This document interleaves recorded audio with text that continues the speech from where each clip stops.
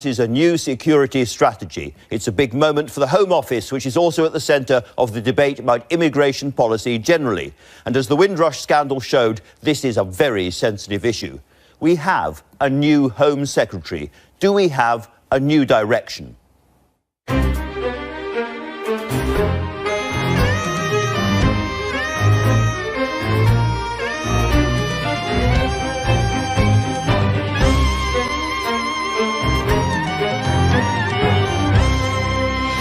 Well, the man himself, Sajid Javid, is with us live in the studio for his first major interview since taking over at the Home Office. And another headache for the government is the future of abortion in Northern Ireland. The Labour MP Stella Creasy is pushing for a change in the Commons this week, with the backing of many Tory MPs as well. And I'm joined by one of the most powerful figures in British theatre, and some say the single most successful entertainer in the world at large, Andrew Lloyd Webber.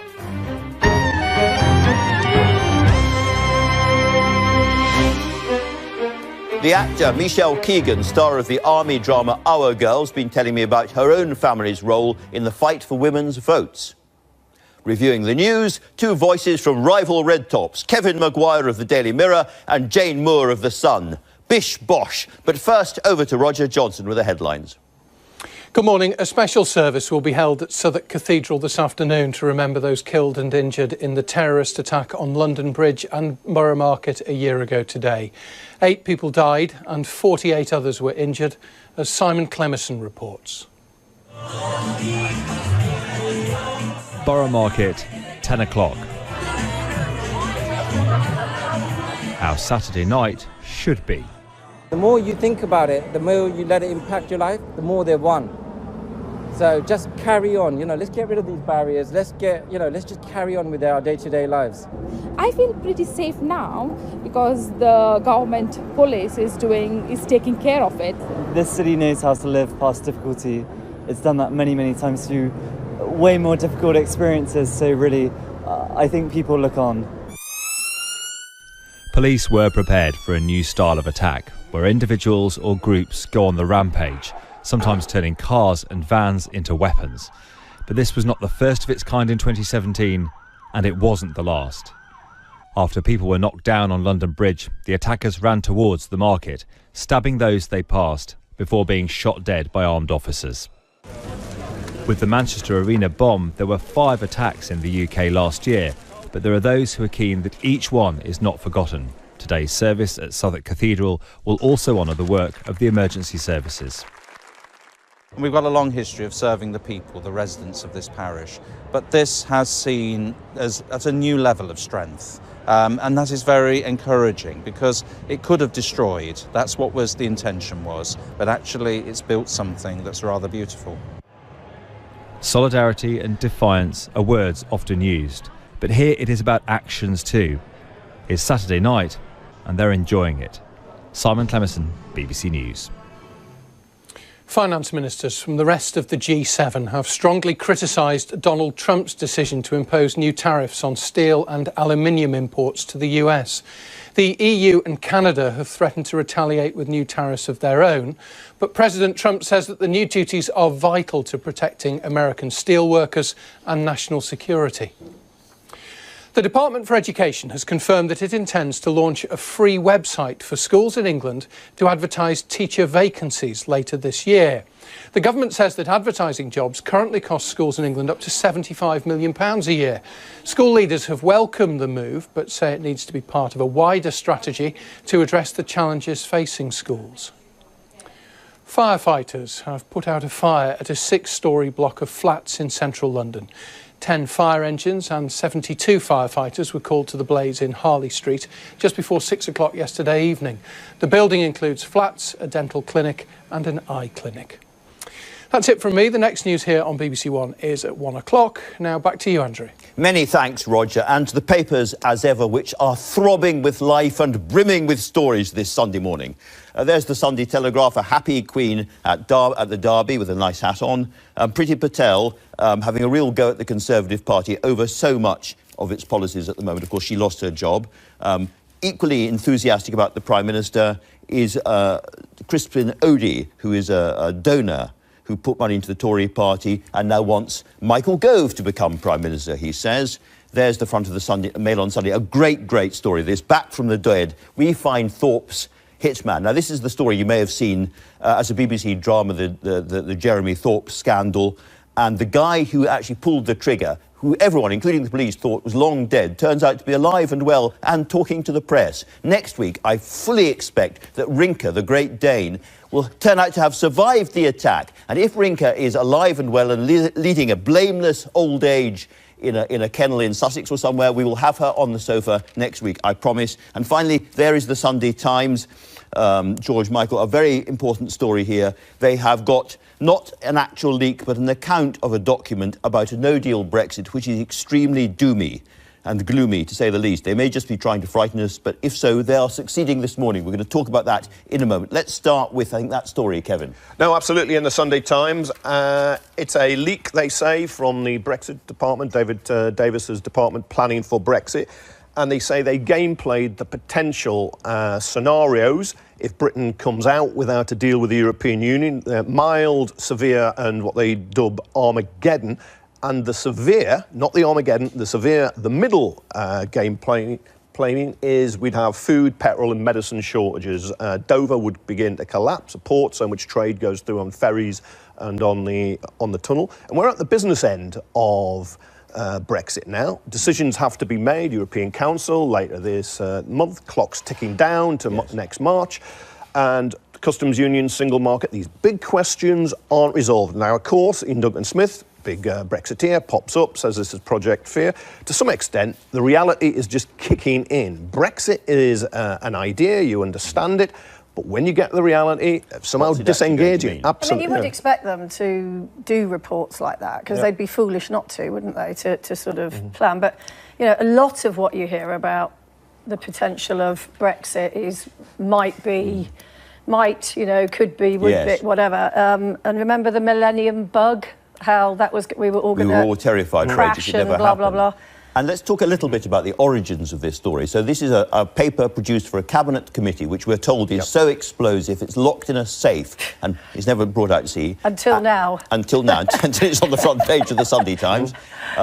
But I can't remember the phrase, but it was something like cowardly, liver-livered saboteurs. Lily-livered saboteurs, I think was how one source described the people who had leaked this. Yeah, and thereby standing up the political editor of the Sunday Times, Tim Shipman's story. And you see there is a quote from the department saying, look, we expect to get a deal, we won't be going to this scenario. So therefore, they are looking at it, though, and it's incredible we've got this far, and we still don't know how we're going to be trading with the rest of Europe. Well, if you're looking for an answer from Damian Green, look no further, or should I say, Mail on Sunday. Keep looking. I saw this piece of the Mail on Sunday, and pipe down, Jacob, your noises off are making Britain look weak. And I thought, well, this is going to be a really firm, corrosive piece, but it isn't at all. But he's basically saying he went to see Theresa May this week with Amber Rudd and Justine Greening to assure the Prime Minister that far from being isolated in her search for a pragmatic, workable solution, she does in fact have widespread support from her party. And to back up the headline, which clearly he didn't write, I am afraid that even my friend, the intelligent and energetic Jacob Rees-Mogg, and you know there's a but coming, but it's very wishy-washy. He just says he's overstating our negotiating strength in an obviously misleading way. And he's saying, you know, we did vote for Brexit. We do want Brexit. We should go for Brexit, but we were often rowdy tenants inside the European House. We must ensure that we become good neighbours. There is clearly a certain amount of blue on blue going on in the papers this morning. What do we make of this Observer story about, is it Crispin Odey? Have I got his name right? It is. The big donor to the Conservative Party gave £50,000, now wanting May out. He says she can't deliver Brexit. He thinks Michael Gove, who plays such a prominent part in the campaign, wants him in. I hate the sheer arrogance of donors Yep. who... So, right, I'm going to take my money away unless you give me a new Prime Minister. Absolutely. Yeah. He pays the money, wants to call the tune. It's just terrible. It's why we have to take big money out of politics. Yeah. No one should be able to give £50,000 to a party and then be setting the terms of who's going to be the leader and who's going to be the Prime Minister. Publicly call the shots. Yeah. You know, I mean, it's gone on for years while they're doing it behind the scenes. But when you're actually now, you know, briefing newspapers and saying, "I've paid this money. This is what I want," it's. Let's bad. move on to another political scandal, but a rather elderly one, which is the Thorpe one I was talking about. This is an absolutely extraordinary story. This is the best story of the day, in my view, in the Mail on Sunday. And Good old-fashioned journalism. fantastic journalism. Using Google. Back from the dead. And that is, they have found Andrew Newton, who was the hitman, is living in Dorking in a detached house as Han Redwood. Who allegedly tried to kill Scott, and then his Luger jammed. He killed the dog, and then the Luger jammed, and he couldn't kill Scott. I mean, I know it has been dramatised, but it is almost like this is like a comedy. It's almost a spoiler alert for anyone who didn't know and is going to watch tonight, the third installment. But the police had said thought he was dead. The Crown Prosecution Service last year said he was dead. And good luck to the Mail on Sunday. They found him. They invest in journalism. There's 8 journalists been on this, but they have used found Google. him. They used Google. Now, as far as I know, the police have access to Google. Well, they did a little bit of... Google retired killers in home counties. As you said, he renamed Alexa. himself Hand something or other, and apparently it's an anagram of winner hand or something. Okay. I mean, it's laughable, the whole thing. No, it's very and I fun. love the very English scandal that you were talking It's about brilliant. earlier, which is brilliant, and the fact that he went to Dunstable. Yeah, And then someone said, no, you're supposed to be in Barnstable. Which is true as well. I mean, very it funny. is. But also, let's talk a little bit about Tom Mangold, who is the Panorama reporter, who did a really, really serious, proper documentary about all of this, talked to lots of people who talked about the various different plots, because there's different plots against Norman Scott's life, had it all on tape, it was ready to roll, and then Thorpe was acquitted. And the BBC said, no chance of us putting this out now for legal reasons, and they were all asked to destroy all copies of the documentary, and Tom Mangold didn't. He put it on the VHS, put it under a sofa, and has taken it out, and it's going to be shown tomorrow. Yeah. Well done, Tom. Oh, brilliant. It was fantastic journalism at the time. Fantastic journalism keeping it. We'll now see the fruits of it. But you often get that in organisations, pressure. Your lawyers say you can't run something, but you should never destroy whatever you have. I was going to ask, so the lesson for journalists is, if something is unpublishable now, it might not be unpublishable in 20 years' time. Keep it. Never Absolutely. destroy anything. Never destroy which is anything. why my office looks like it does. Yeah, well, I suspect we're both waiting for certain people to die to tell the truth on them. The Sun's big campaign today is on knife crime. Yeah. And there's been an interview, a very moving interview, actually, with a guy who was... Yes, Colin James, his name is, and he's an activist now who's basically trying to help rehabilitate gang members. And, you know, a lot of the time you read these stories in tabloids about cushy prisons, etc. And I think a lot of people think, oh, it's been made up by the tabloids, you know, or it's been exaggerated. But no, he says here, one of his main issues about rehabilitation is that he said almost going to prison is like a holiday camp. And this is someone who's been to prison and is dealing with gang members who are coming out of prison. And he says here, he went back recently to the cell that he himself was in. He said there was a shower in the corner, curtains, a phone, PlayStations. The only thing missing is a girlfriend. Well, it's the phone that worries you, because that gets drugs into the prison. But I think if prisons were holiday camps, the guards would be stopping people getting in rather than out. Now, I understand sometimes why use TV and games as a way of controlling very difficult people, and taking people off the streets and punishing them is quite right. But if this guy who works with gang members, who has been there himself, who is an activist, if he says it's almost like a badge of honour to go to prison because it's not really that tough, they all want to be out. Then surely we have to listen to him. What is certainly the case is that there's plenty of streets in London and other cities and towns in the UK which are more dangerous than prison now. If you come from certain communities, if you're a young black guy, your chances of being stabbed by somebody are very, also, very you know, high. when I was a Really girl, worrying. it was always about girls were the ones that had to watch themselves on the streets. It was always, you know, safety about girls. Now my friends who've got sons, they're terrified about their sons going out There's alone. more casual violence against young men than women. Yeah. Now, it's the anniversary, as I said, of the London Bridge attacks. A lot in the papers, of course, about that. Yeah. And the great job of rebuilding that's gone on around Borough and where that happened. It is, yeah. And the Sunday Mirror report that 12 plots have been foiled since that attack. We know Sajid Javid, the Home Secretary, you're interviewing him later on. There's almost been a step change in how the government views law and order and police and security now, and putting in more resources. And it was a year ago when 88 people were killed. It was a big moment in the general election, and it backfired. Was, yeah. It's got to be said on Theresa May because of the 21,000 police officers who'd lost their jobs on her watch. Yeah. I met the two police officers that were badly injured, neither of whom were there. Well, one was off duty drinking with friends. All his friends ran off. He ran in and confronted these three guys. And of course, Wayne Marquez, who was British Transport Police, who came from wherever he was. These guys, you know, police get a lot of stick, but these guys ran in. Ran towards the ran in danger. as everyone else was running out. Absolutely. Now, Jane, a slightly more light-hearted take on the law in this country. Geoffrey Robertson, QC. Yes. Very well-known social figure, very famous lawyer, and he's now written his tell-all diaries. He has a deliciously indiscreet diary, as it says here in the Mail on Sunday. Now, we remember this. For anyone who doesn't, years back, the Sunday Mirror, there was a big outcry. Princess Diana was photographed inside a gym owned by a gentleman called Bryce Taylor. Big furore about invasion of her privacy. Geoffrey Robertson was brought in by Bryce Taylor to argue the ongoing case that because Princess Diana willfully invaded her own privacy on several occasions, did that mean that she had a right to privacy? That was the argument. Anyway, as it happened, it never went to court. It was all very quiet and hushed up, and Princess Diana won. Well, says here now, on the evening before the trial of the century, there was a deal, and Diana's lawyers withdrew her claim, reportedly, I should stress, Keyword. after depositing $1 million in Bryce's Swiss bank account. This was all swathed in secrecy so the princess could claim to have won. And this issue of privacy versus people invading their own privacy... Swathed in as much secrecy as the government's no-deal plans. Everything turns up in the papers eventually. Now, I want you to speak up for trees, Kevin, because I know that you're a big tree man. I love trees. I think that, you know, they green and brighten up any area. And Sheffield Council has deservedly had a lot of stick for chopping down trees.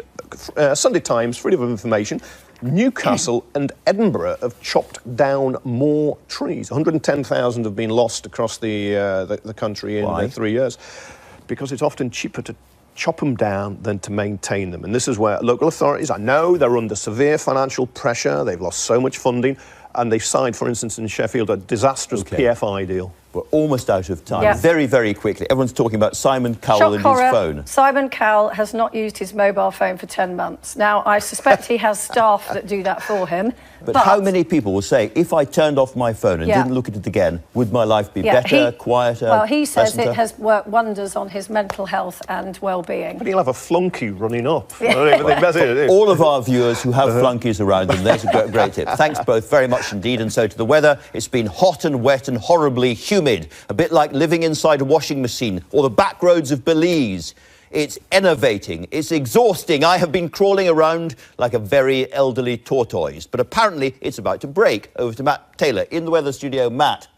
Thank you, Andrew. Good morning. Yes, we've got something fresher on the way, but not necessarily a good deal wetter. This is the scene this morning in parts of northern England. Lovely sunny start. Sunny Sunday for many, but for others it's been a bit soggy so far. Outbreaks of rain central southern Scotland. That will turn a little bit lighter through the day, and a few showers drifting towards Devon and Cornwall at the moment. Won't hit everyone by any means, but away from these areas, good deal of sunshine. Some sunny breaks in the cloud across northern Scotland. Will set off a few heavy and thundery downpours again later. Nowhere near as many as yesterday. A few isolated showers through England and Wales. Most though will sit under sunny skies. Sunny spells for Northern Ireland too. A bit more clouds still southern Scotland and northern England with some patchy rain or drizzle, but in the sunshine, temperatures into the 20s. maybe 26 or 27 in southeast England. Now, the change comes, you can see, from the direction of the cloud moving through the night. So we're getting our winds coming from a north and northeasterly direction to take us into Monday. Still quite a humid and muggy night, though, but lots of low cloud rolling in northern eastern Scotland down through eastern England towards the Midlands for the first day of the working week. And for some of you, it will be a rather grey day. Just 1 or 2 showers here and there. The vast majority, though, will stay dry. Sunniest of all through southern and western counties, western Scotland and Northern Ireland, where there could just be 1 or 2 heavier showers. Get the sunshine, temperatures into the 20s, teens across eastern areas. And through the rest of this week, fresher than last week, Andrew. But whilst it'll be 1 or 2 showers, a lot of dry weather too. Back to you. Andrew Lloyd Webber is the musical brain behind a huge stream of global hits, from Phantom of the Opera through Cats, Evita and most recently School of Rock. He has been described as the single most successful theatrical impresario. Not now, not here, but around the world and ever. He is being honoured with a Lifetime Tony Award in New York soon, and Andrew is with me now. Congratulations on that award. Well, thank you. I'm not sure that I really am quite perhaps the impresario of all time, as it were. That's what they say about you. I don't think so, really. No, I mean, it's... Andrew, you've got more gongs than the average kind of Russian tank commander clinking on. What is very special about the Tony Award? Well, I suppose, really, it's that Broadway is, whether we like it or not, it is the home of the musical. And Broadway is having a really fantastic time at the moment. It's having a real purple patch, and there's some really exciting new writers and new musicals there.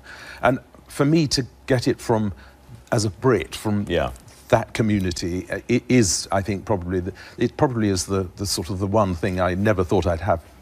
And musicals keep changing all the time. We've got Hamilton at the moment, a hip-hop musical. I wonder what you think about the new generation of musicals in the West End now. Well, I think it's very exciting. And what's on Broadway at the moment is particularly exciting, I think. I mean, Lin-Manuel Miranda, who wrote Hamilton, I know quite well. And he's, I think, an amazing talent. I was lucky enough to see Hamilton in its very, very early stages, in a very, very raw stage. And I never, ever tweet, never, except this once I did say that I thought that it was the biggest breakthrough I'd seen in musical theatre for years. And then there's Dear Evan Hansen on Broadway at the moment, Pasek and Paul, you know, who are fantastic writers. They also wrote The Greatest Showman, and that has been a huge hit. I mean, so musicals are having a really great time. Having a really great time. Some people, more sort of serious-minded people, say that in the West End, musicals are crowding out serious theatre. Well, I don't think that's the case, you know, because, do you know, funny enough, I was looking at an old magazine, which I happen to have lying around the house in the 1960s, and everything is pretty much the same. I mean, the big difference, I think, in those days was, of course, there were a lot more reviews. We don't have reviews anymore in the same way as we did. And they, of course, had a huge musical ingredient, but there's masses of opportunity for plays, and in fact, plays have had a very, very good run. I mean, we've been fantastic just recently. I mean, really, really excellent. And you've got Michael Grandage and the Wyndhams at the moment. I mean, there's a lot going on. Musical theatre and straightforward drama is very important to Britain. We know that. It's a kind of export industry as well. People come here and so forth. You have been highly critical, however, about musical education in this country. You've called it a national scandal. Well, it is. The fact of the matter is that music in schools is one of the most incredible, empowering things that you could ever give a kid. It's not about, if you bring music into schools, it's not about turning people into musicians. It's about really empowering kids. I mean, that's why I wrote School of Rock. I thought there was a wonderful story, because it's about how music transforms children's lives. I mean, the fact of the matter is, I mean, if you just take one instance, why it's ludicrous that the cutbacks in schools to the arts and music is just so wrong. Look at the Brit School. Now, the Brit School is a wholly funded state school. It's now had its grant cut for the over-16s. That school produced Adele. It produced Amy Winehouse. What has that earned the country? I mean, for the government to not understand that every penny you spend on music and the arts comes back many, many times over is just nonsense. It's just bad economics. You were in the House of Lords, of course, for a long time, and then you left because you thought that Brexit was so important that you couldn't give enough time to really thinking about it and speaking about it as you would want to. Since you've left, the House of Lords has voted against the government 15 times. Now, I know you were a kind of slightly easy-ozy Remainer in the end, but I wonder what you think about the peers now. Well, I'm I was a Remainer. I do not think that that would have been an issue for me in the House of Lords. I do not think you could possibly be part of an unelected House and vote against the will of the people. If that seems to me to be wrong. It's a difficult one. I myself felt that the House of Lords had become really very political. I joined it 20 years ago, and I was put in then, and it was a very different place. And I'm not a politician. Ultimately, I'm a composer. I've got a huge amount going on in America at the moment, and I just didn't think I'd have the time to be there. Let me ask you about being a composer then, because I listed a few of your great hits going around the world. They must be like small children to you. You love them all. But is there one in particular, one musical that means more than anything else to you? Not really. I got to say By Jeeves. By Jeeves is my Cinderella musical. I actually love it. I secretly play it at home. It's the only one. Oh, really? And are you working on anything at the moment? I've got a whole load of ideas at the moment. I've got some really quite exciting stories. I want to do something substantial next. I really enjoyed doing School of Rock, but that was slightly me off duty and having fun. I don't know. I haven't quite come down on it yet. Well, we've got Iolanthe doing very well in the West End recently, and the House of Lords and all of that. Presumably, Brexit the musical is the one for you. Probably not. Maybe Jeremy Thorpe. Maybe it's Thorpe. That Thorpe, absolutely. Thorpe, the musical. With a singing role for Rinka, I hope. Well, you never know. Yes, Rinka. That's okay. Yes, I think could be a song there for Rinka. I've done Cats, of course. Of course you have. Andrew Lloyd Webber, very nice to talk to you. Thanks very much indeed for talking to us. And so to a story that is both moral and constitutional. After the Irish vote to repeat their restrictive abortion laws, the focus has turned to Northern Ireland. Many Westminster MPs, Tory as well as Labour, want to liberalise the law there as well. But should this not really be for the people of Northern Ireland and for Stormont, not for London? Stella Creasy, Labour MP, is in the eye of this storm thanks to a motion she has put down in the House of Commons coming up this week, and she is here now. Stella Creasy, welcome. Hi, Andrew. Can I first of all ask you actually what your amendment, if it was passed, would do? So let me be very clear. In this country and across the whole of the United Kingdom, our laws on abortion are governed by something called the Offences Against the Person Act that was passed in 1861. And it puts abortion in the same category as rape, child stealing and using gunpowder to blow people up. So what that means is that right now in Northern Ireland, where there are no exemptions to this law, if you are raped and you become pregnant as a result of that rape and you seek a termination, you would face a longer prison sentence than the person who attacked you. Now, in Northern Ireland, as in England and Wales, this legislation is key. By repealing this piece of legislation... You want to take away the Offences Against the Person Act in actual fact, and I want to be really clear about this, the proposal we have, and it's a cross-party proposal, is devolution respectful because it's about repealing a piece of UK legislation that stops people in Northern Ireland having medical rather than criminal laws about abortion. Now, I have read that if your amendment was successful, what that would mean is that decisions about terminations in Northern Ireland would be in the hands of civil servants and NHS staff. Why would that be? Well, because we don't have an assembly in Northern Ireland right now. Now, that's not within our purview. And I think one of the things I worry about is people are talking about having a referendum in Northern Ireland. I think that does stray into the jobs of the politicians over there. So they don't have an assembly. So it would be up to the civil servants. But they can't do anything on abortion in Northern Ireland unless this piece of UK legislation is repealed. Stella, aren't you against a referendum in Northern Ireland because you might lose it? Actually, no. If you look at the evidence about opinion polling in Northern Ireland, even DUP voters recognise that situation I just described about rape. The fact that you can't have an abortion if you are a victim of incest. The fact that if you have a fatal fetal abnormality, you can't have an abortion. They recognise there is time to change. There is a clear majority.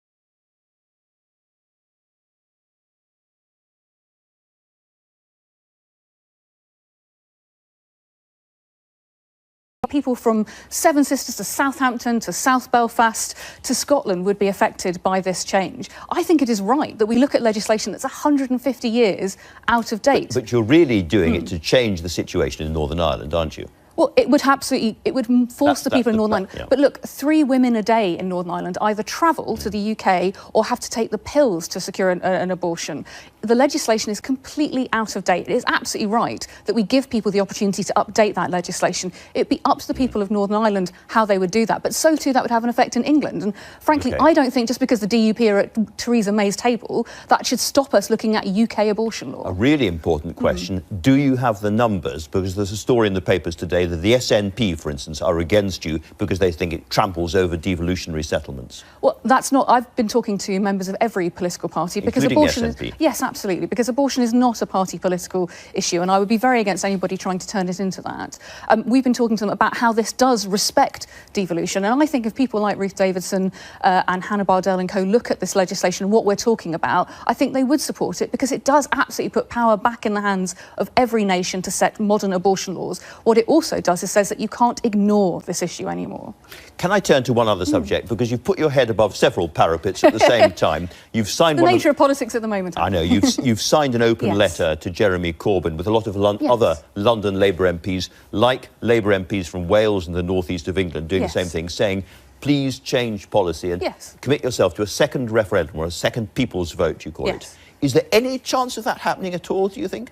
Well, we are a political movement that should, and indeed is having this debate. I mean, I don't think anybody can look at Brexit right now and think it's going well. So I think it's absolutely right. Let me be very clear. Nobody's talking about rerunning the referendum. What we are saying is once you have a deal, so once you know what leaving is like, the idea that only 650 people in this country, because they happen to be in Westminster, get to say whether that's what this country wants isn't right to us. So we think the public should have a say. Now they know what leaving actually entails. You know, nobody talked about a £40 billion divorce bill when the referendum was happening. Nobody talked about leaving the single market in the way that we've now seen the government say they want to do. Things have changed. It's absolutely right. And frankly, whether you voted leave or remain, surely you should want to have a say. I'm not going to channel Jeremy Corbyn. That would be implausible, to say the least. But I think you'd be Tracy Ullman. Not nearly as good as that. What I think he would argue is that the trouble with saying that you're committed to another vote, another people's vote, suggests that you don't really accept the result of the first one. And that is lethal for an awful lot of Labour MPs in the north whose voters voted to leave the EU. And I don't think that's the case. Look, nobody is trying to dispute the fact that we had a referendum. Yes, I campaigned for Remain. Yes, I voted against Article 50 because I thought at the time this is a bad way of doing this. But absolutely, we needed a way of doing this to find out what leaving would look like. We will know what leaving looks like when the government presents a deal. I think it's absolutely right to say, is that what the public wanted? I don't think that's about undermining the last referendum. We know so much has happened in the last 2 years. And actually, if you are confident it's the right deal for Britain, if you are one of these people like Jacob Rees-Mogg or Boris Johnson, you should relish the opportunity to sell that to the public. Well, I'm not sure that I relish a second referendum, another referendum from reportedly terms, but for the time being, Stella Creasy, thanks very much indeed for talking to us. Now, the military drama Our Girl returns next week to BBC One with a new set of overseas challenges for Corporal Georgie Lane. The former Coronation Street star Michelle Keegan plays the intrepid army medic dealing with humanitarian crises and frontline conflict. And Michelle came into the studio earlier to talk about Our Girl and about her own surprising family history in an entirely different battle. Shouldn't we be doing more, boss? Right, even if we save half a dozen schoolgirls, at least then on this tour we... No. Good night, Lane. I think we are failing in our duty if we don't at least try. Don't be naive. We're guests in someone else's country. Now, excuse me for being idealistic. Michelle, Our Girl, huge success at the moment, 5 million people turning in, many of them people who won't really have thought about the army before. Some people say this is going to be a kind of recruiting drive for particularly working class women coming into the army. Do you see it like that? Definitely. Like I get comments all the time, especially on social media, of young girls saying that this show has inspired them to enrol to be in the army. And it's actually weird. Yesterday I was shopping and a girl who worked there said that that's her career. She wants to do that as her career. So you actually trained at Sandhurst? Before any filming commences, we have to do like a week of training there, where we do like drill weapon training, infantry drill training, patrolling, and I did actually a comprehensive medical training course as well, So you're in fatigues, getting wet and dirty and climbing under barbed wire and all that kind of firing off guns and stuff. The whole time. Did you enjoy it? I did. I really, really enjoyed it. And obviously the first time I did it, the first season, was quite unnerving for me because I've never done anything like that before. But it's great when you get stuck in and you work together as a team. And we have brilliant military advisors also there on hand constantly that give you an extra nudge. It's a very, very positive view of the British Army. I mean, in a sense, it's showing the British Army as empathetic, caring, good guys with guns. Exactly. And some people say it's a bit propagandistic. No, I think people think about the armed forces, they think of on the front line, battling, fighting, shooting guns, when in fact that they do a lot of humanitarian missions as well. And there's a lot about moral choices in this. I mean, is this the right thing to do? Should we rescue these girls? Should we not? And so forth. Exactly. I think that's why people can relate to the show as well, because people watch the show and think, well, I would do this, I would do that, but sometimes you have to go with your own instincts. And I know sometimes you go on the lines of not being protocol with being in the army, but it's a drama. I said it was mostly highly realistic, but it has been noted that you're out on the front line and you're looking great. You're heavily made up. Well, the thing is, that's what like I've got a few comments about, you know, I'm wearing makeup, but in fact, I'm actually not.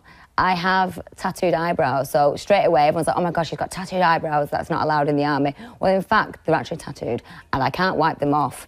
And a lot of the makeup is down to a minimum. And I've met girls who do work in the army and who are medics, and they say, well, that's normal. You know, you're not doing anything wrong there, you're still representing the country. You've obviously become quite close to the army and feel quite positive about it as a result of making these. Do you get a lot of comments about army cutbacks and stuff? I mean, the army is under an awful lot of pressure in lots and lots of ways, the people who are actually out there. I have seen, obviously, what's going on. And I think that the government should be pumping more money into the British Army, 100%. Like, they not only fight for our country, but they help countries all around the world. Let me ask about who do you think you are when you came across the birth certificate of, I think, your great-grandmother, and there was a strange name as the registrar. Just tell us what happened after that. Yes, I went to Manchester Library and went in the archives, and I found my great-grandma's birth certificate. And in the registrar column was the signature of Emmeline Pankhurst, who was obviously the leader of the suffragettes. So the suffragette leader had been there as the registrar, and that then led to the question whether your great-great-grandmother had actually been a suffragette herself. Exactly. Had she? Well, we went to the Pankhurst Centre in Manchester and we looked at the 1911 census, and Elizabeth, who was my great-great-grandmother, her occupation, it said suffragist in there, so she was a suffragette, yeah. She fought for votes for women. Wow. Which everything you've told me about her is absolutely no surprise. She's been very clever with the census because lots of women would deface it, would scribble all over it. She's actually operating inside the law. She's not breaking any rules by writing suffragist. She's not defaced it or scribbled votes for women across it, which some people did. Yeah. But she's still being defiant. But she's still proud, like, this is me, this is what I support, and I'm writing that down for everyone to see. Has that changed your worldview at all? Has that given you a bit more girl power than you might have had otherwise? Yeah, definitely. Like, I've come from a very strong line of women. My grandma was very strong, my mum was very strong. And it sort of makes sense that, you know, these women are part of me, and it sort of gives me that oomph to sort of go forward and to represent strong women even more so. Michelle, it's been great talking to you. Thanks very much indeed. Thank you. Thank you. And you can watch Michelle in the new series of Our Girl on Tuesday evening at 9 o'clock right here on BBC One. So, it's a year to the day since the London Bridge and Borough Market terror attack, a morning to think afresh about the 8 people who died and those they left behind. The new Home Secretary is Sajid Javid, and he's with me now. Welcome, Mr. Javid. You are, I think, announcing a big new review of counter-terror legislation and so forth tomorrow. Can I ask you, not about the detail, but a few broad headline areas? It appears that up to 2,000 new security service officers are going to be recruited. Is that right? That's right. That's part of the announcement, making sure we have all the resources we need to fight this severe terrorist threat. You know, the day I became Home Secretary, within an hour, I gave my first interview and I said my #1 priority will always be to keep our country safe. And in doing so, clearly the terrorist threat is top of my mind, something I think of every single day, and what more we can do. So more security officers. What about more frontline police? Because the people who ran towards danger on the day of that attack were police officers.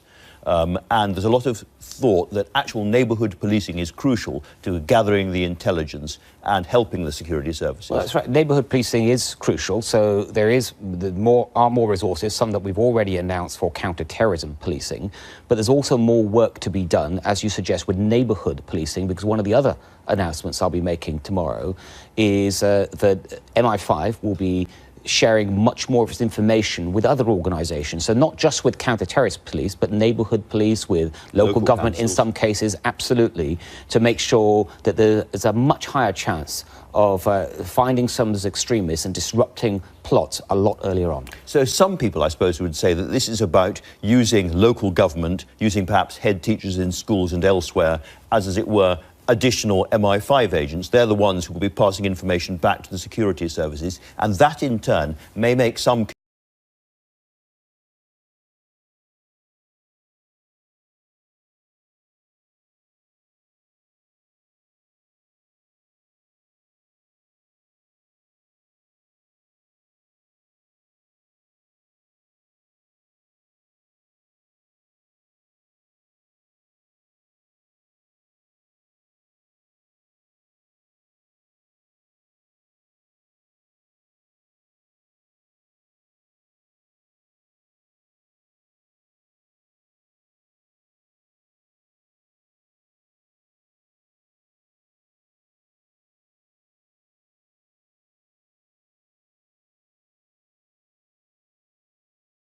if you haven't got the resources, then clearly that can have an impact on crime, which seemed to be a hint that the police were finally going to get more resources for the front line. Is that the case?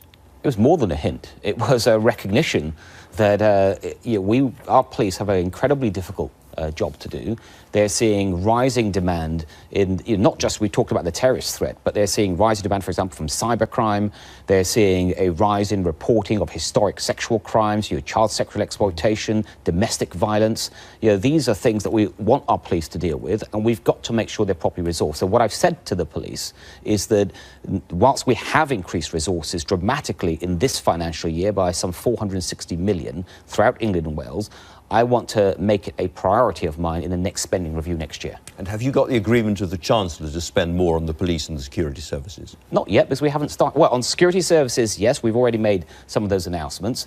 On policing more generally, we haven't started the spending review process, but when we do, I'm sure the Chancellor will learn of my views. When you became Home Secretary, you said that your priority was going to be sorting out the Windrush scandal. And you said a lot about that at the time. Are you now on top of it? That's my most urgent priority. I'd like to think I'm on top of it. It's not just me, we've got a whole team that is focused on this.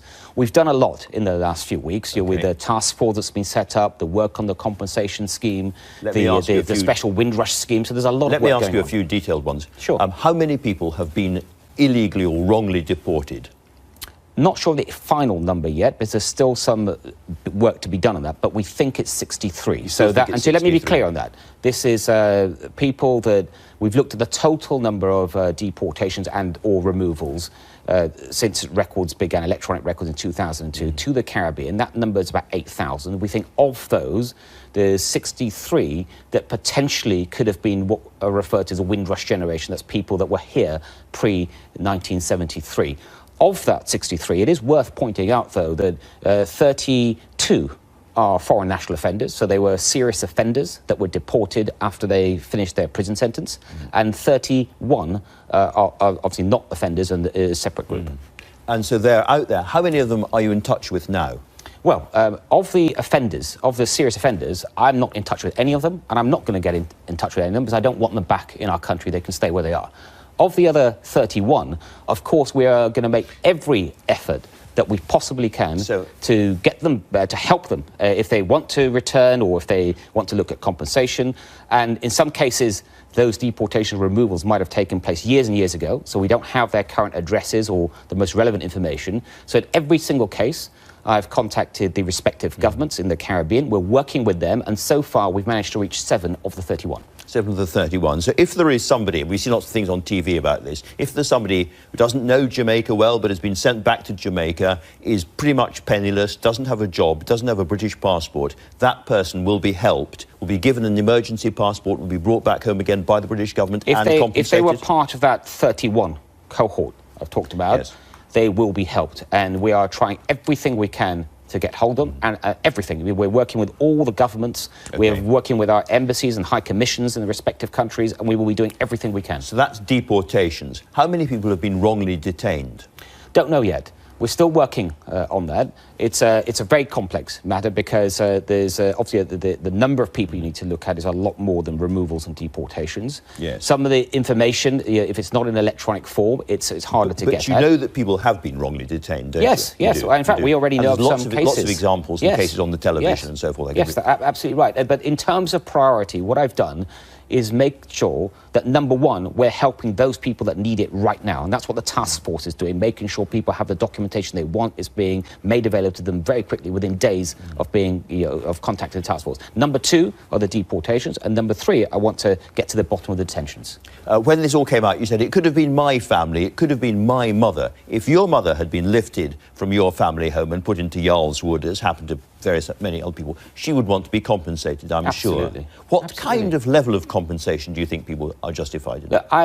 I don't want to prejudge that because I think the compensation process should be properly thought through, and the key determinant of what it is, we should be listening to the people that have been affected. So that's why I've started a process of I'm not listening going to to push you for a number particularly, but nonetheless you acknowledge that there are people who have lost their jobs, lost their homes, they may be sleeping rough, their lives have been turned upside down, and they therefore deserve to be seriously and properly compensated by the British I absolutely government. acknowledge that, and I'd go further. I mean, I think that is one of the worst things that's come out of this. There's a few. It's a small number of people potentially, but it is wrong in every way. It has changed their life, and the big mistakes were made. And I will do everything I can to rectify them where I can, but also to get the right amount of compensation to the people affected most. This all came about because of the so-called hostile environment, and you said you didn't like the phrase. Did you not like the phrase, or did you not like the policy? I don't like the word hostile because I think it's a negative term. I find it quite an un-British term. Yeah. Yes, and it's about. I've used the word compliant environment, and what that means is that it is absolutely right that we have an environment in terms of our immigration policy that distinguishes between those people that are here legally and those that are here illegally, and that won't change. Of course, we're going to have that focus, but there are from the Windrush. I think there will be lessons to learn about how that compliant environment policy is actually implemented. Is it working the way that it was intended? And by the way, it's worth remembering that whole policy began under the previous government and continued under this government. But it was a very, very aggressive policy towards illegal immigrants. You can't have a bank account, you can't drive, you can't access welfare, you can't access housing. It was very, very tough. Are you going to look again at the actual policy itself? I'm going to look at how it's being implemented. I want to review aspects of the policy. I've already made some changes. Certainly I've suspended certain things. So, for example, opening bank accounts and whether you can or cannot as a legal immigrant, I'm not sure that the data that we have is accurate enough. So I've suspended that action for the time being. I will be looking at it very carefully, but I do want to absolutely maintain a distinction and say we will absolutely welcome those people that are here legally, that want to do the right thing. There's no question of that. But if you're here illegally, we will clamp down on you and we will not tolerate it. I get that. But if people are watching and are thinking about a headline, hostile environment policy to be reviewed, that's fair, is it? I am reviewing aspects of that policy, of course. All right, let's turn to why the hostile environment policy happened in the first place back in 2014, which was a great public concern about the level of immigration. Since the days of David Cameron, your government has been hooked on the idea of bringing immigration down to the, quotes, tens of thousands. You've never done it, but that's been the policy. Are you yourself committed to an immigration figure of tens of thousands? Well, first of all, can I just correct you on something there? The compliant environment policy began in the previous Labour government in 2008 when they put restrictions on employers and benefits, access and so forth. There were further acts under the Conservative government. I'm not denying that for a second. But you said began in 2014. It didn't begin in 2014. It began earlier under the Labour government. There were two key pieces of legislation there were that built on that policy. But you asked me a separate question, which is about the tens of thousands. Yeah. That's a manifesto commitment of ours of having a policy that leads to lower sustainable levels of immigration. Wanting it, we said, I think in our manifesto, we said we want it to be in the tens of thousands. You, as Home Secretary, are you personally committed to the tens of thousands policy? I'm committed to our manifesto, but what that means is that over the next few years, I'll be working towards rightly reducing net migration and bringing it to lower sustainable levels. But you haven't yet said that you're committed to the tens of thousands. I've said I'm committed to the manifesto, and that commits every Conservative to the commitments that were made. I don't know what Ruth Davison would say to that. She says, I see neither the sense nor the need to stick to an immigration figure devised nearly a decade ago which has never been met and does not fit the requirements of our country. She's right, isn't she? Or why is she not right? Well, you get Ruth on your show and you can ask her more about what she said. But it's fairly clear. I think where Ruth and I would absolutely agree, and I think every Conservative colleague of mine, is that overall migration today, net migration, is still too high. It's coming down. It's down significantly from where it was a few years ago.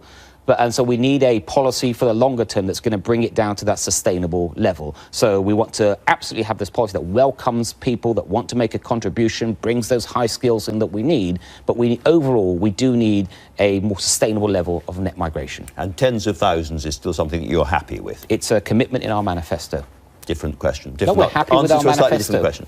OK, let me ask you about inside that envelope of tens of thousands, using students as part of the figures. To a lot of people, this seems completely bonkers because, you know, students come in, we earn money from the students, it's part of our economy, and then they go away again and they work elsewhere. Why should they be part of our immigration figures? Well, first of all, I think it's great that we get so many foreign students wanting to come to our country. It's a great export. It's great for our universities.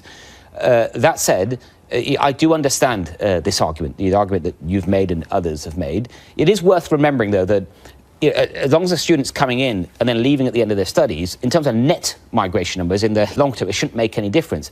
There is a perception problem around this, and it doesn't sound very welcoming. Well, actually, I empathise with that point, and it is something that I've long considered, and it is not my most urgent priority when it comes to immigration right now. We've talked about Windrush and other issues, but it is something I would like to look at again. It needs to be reopened. There was another group, and Tory MPs have been writing to you, I know about this, which is highly experienced and capable would-be immigrants, particularly doctors. Yeah, the so-called Tier 2 visas. Now, we have thousands upon thousands of vacancies for doctors in the NHS up and down the country. Last year, your department refused the visas of 1,500 would-be doctors who wanted to come from overseas and help us in our NHS.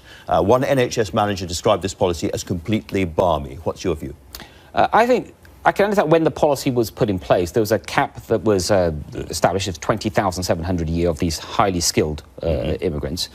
And for years and years, that cap wasn't hit. It's only in recent months the cap's being hit. And the doctor that you referred to there is probably referred to the fact that that includes a number of doctors that are qualified, that our NHS needs, that are being turned away. Yeah, exactly. So seems very odd, doesn't it? I see the problem with that. And it is something that I'm taking a fresh look at. I know a number of my colleagues certainly want me to take a look at this, and that's exactly what I'm doing. And I hope to think about this more carefully and see what can be done.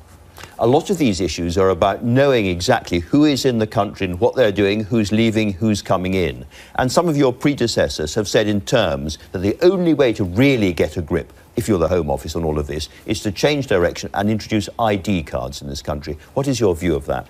I don't agree with that. Yeah, I just think the kind Wouldn't of that be a simple, No, I think there are many other ways, and as we develop a new immigration system, which we're going to have to anyway, as we exit from the EU, and something I've already started work on, I think there are many other ways that we can look at, especially with newer technology on immigration and control of immigration and border control. But the idea that every single Brit needs to carry an ID card is not something that I'm convinced by. All right. You described yourself as a proud British-born Muslim. You're not a practicing Muslim, but you come from a Muslim background. So in that regard, I want to ask you about Baroness Varsi's comments recently. She says there is simmering anti-Muslim there is a simmering anti-Muslim underbelly of Islamophobia within the party. Do you agree with her? Well, I've got a lot of time for Baroness Varsi, but I'm afraid I do not agree with that.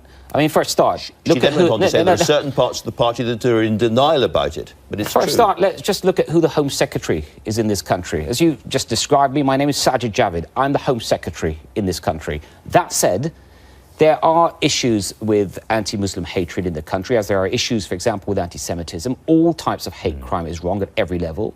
We'll fight it and continue to have that strategy that deals with it, and we'll listen to anyone that wants to help us in that fight.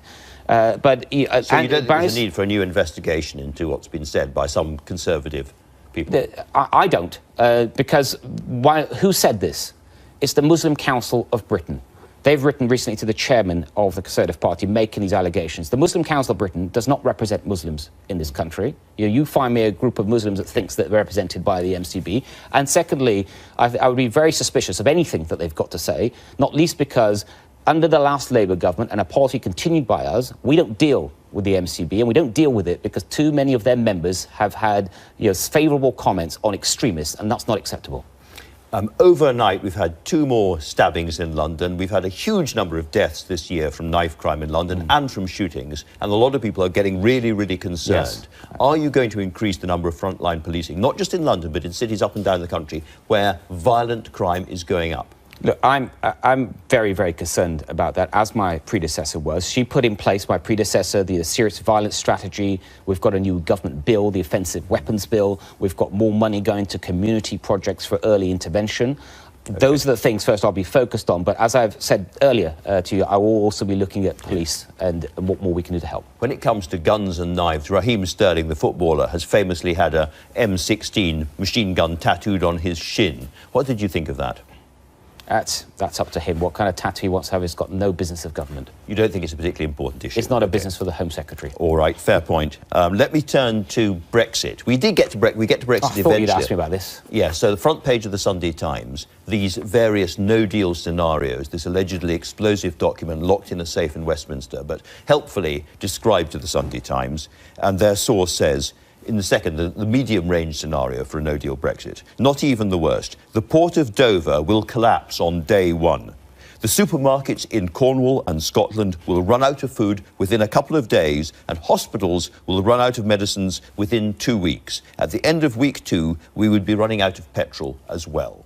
Do you recognise that? You're a Home Secretary, you must have seen this document. I have to say, I don't recognise any bit of that at all. And as Home Secretary, as anyone would expect, I'm deeply involved in no-deal preparations, as much as I am, of course, in getting a deal. And by the way, I'm very confident that we'll get a deal, but it's right that we look at no deal and all these different scenarios.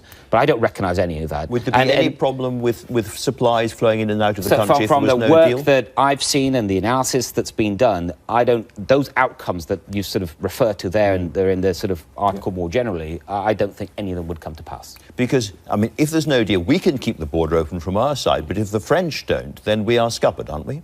Look, as we work towards getting a deal, I mean, that's rightly our focus. But in terms of no deal, it's important for the French and for the Dutch and others that trade continues, even in a no-deal scenario. So they will be making preparations. I have no doubt about that. You sit on all these important committees. Are we going to see, when it comes to the June summit, new, fresh British proposals when it comes to the customs border and all the other really key issues? I think we're going to see good progress. You know, as well known, within government, we've been looking at the different trade options, for example. We've been looking at the sort of the so-called sort of fallback options and things, and there've been good, robust debate on that. And I'm absolutely confident as we get to the June Council meeting that the Prime Minister will have a good set of proposals, and our colleagues in York will respond positively. New proposals we haven't seen yet? No, I think we'll be focused on what the Prime Minister's already set out in broad terms in her Mansion House speech and before that, and there'll also be a white paper from the government before that, which I think will help the debate. Home Secretary, thanks very much for talking to us today. Now, look at what's coming up straight after this programme. Join us at 10 from Uxbridge, where we'll be debating the World Cup. Not so much the football, more the morality of going at all. Then there's the tricky issue of gender. Should people be able to self-declare they are now a woman or a man? And last, the travails of the British High Street. Can it be saved? See you at 10 on BBC One. That's all we've got time for today. If you want music, turn it on yourselves. Thanks to all my guests. A busy Sunday coming up next week when, among many others, I'm going to be talking to Scotland's First Minister, Nicola Sturgeon. But until then, goodbye.